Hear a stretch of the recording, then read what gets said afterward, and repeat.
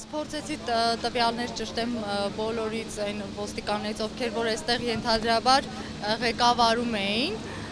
բայց բոլորը պատասխանեցին, որ տեղեկություն չունեն եւ անգամ չգիտեին, թե որ բաժանմունք են տանելու, որովհետեւ արդեն իսկ փաստաբանի հետ կապվել էին եւ ինքը պիտի գնար, որպեսզի այնտեղ բերման ենթարկվածների հետ խոսեր։ Այս պահին նաև ունենք տուժածներ, չգիտեմ բերման ենթարկվածների մեջ քանի տուժած կարող է լինել, բայց այնտեղ ուժ կիրառվել է, դա հաստատ է եւ այստեղ ունենք նաև 3 հոգի տուժող, 2 տղա, 1 աղջիկ, տուժողներից 2-ը համակարգող խմբի անդամներ են։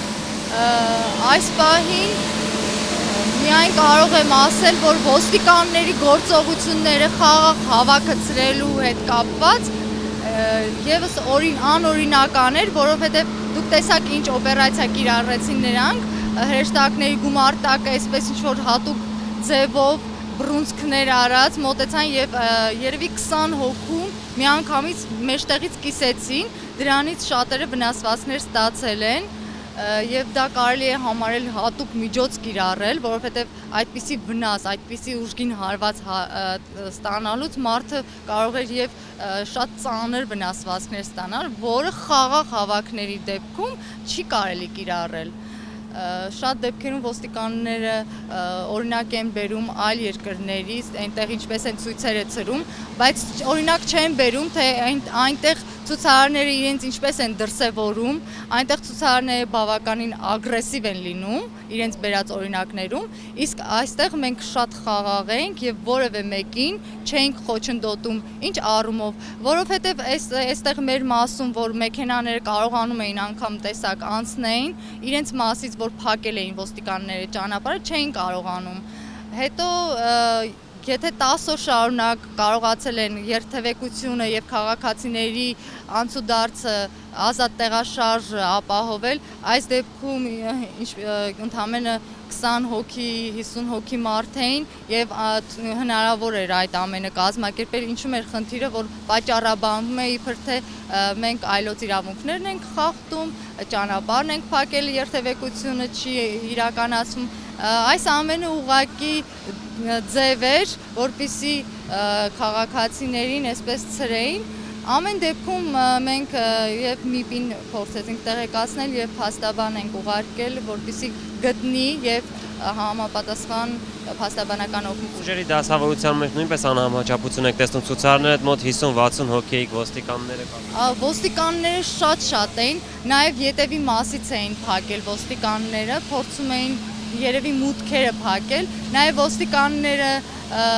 քաղաքացիներին մայթերից էին տանում, ուղղակի խաղաղ կանգնած էինք, փողոցը արդեն իսկ բացված էր, դրանից հետո բերման ենթարկել քաղաքացիներին արդեն անօրինական է։ Այս պահին ունեք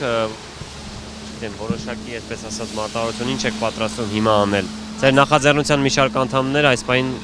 բերման են ենթարկված։ Մեծ մասը այս պահին բերման է ենթարկված եւ ես կփորձեմ որոշ ժամանակ անց նրանց հետ ինչ-որ կերպ կապվել կամ տեսնել ինչ ձևով կարող եմ Նույնիսկ 23-ի լուսաբացին, երբ բերման ենթարկվեցին, կրկին հենց այդ օրը հավաքվեցիք։ Հնարավոր է այսօր նույնպես հավաք կազմակերպեք։ Եթե քաղաքացիները կցանկանան, ովքեր կցանկանան, ես հիմա այստեղ մենակ եմ, եթե քաղաքացիները կցանկանան սատարել,